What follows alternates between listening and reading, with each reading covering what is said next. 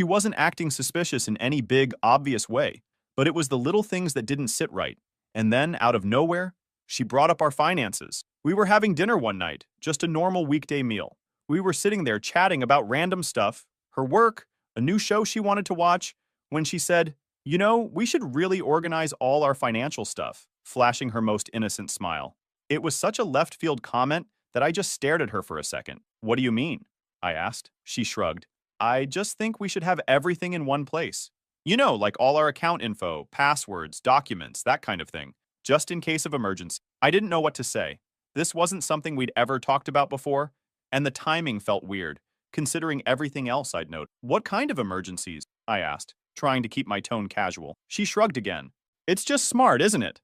What if something happens to one of us? Or what if we need to make a big financial decision quickly?" Her explanation made sense on the surface, but something about the way she said it put me on edge. It was too rehearsed, too neat, like she'd been waiting for the right moment to bring it up. I nodded and mumbled something like, "Yeah, I guess that's a good idea."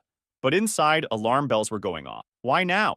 Why suddenly care about organizing our finances when we'd always kept things separate and loose?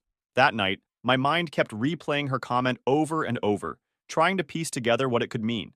Was this just normal adult stuff, and I was reading too much into it?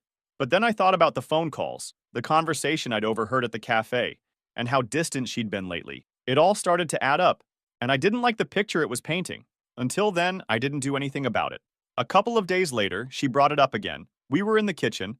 I was making a sandwich, and she was scrolling on her phone, when she suddenly said, "Have you thought more about organizing the bank stuff? Like, do you know where all the account details are?"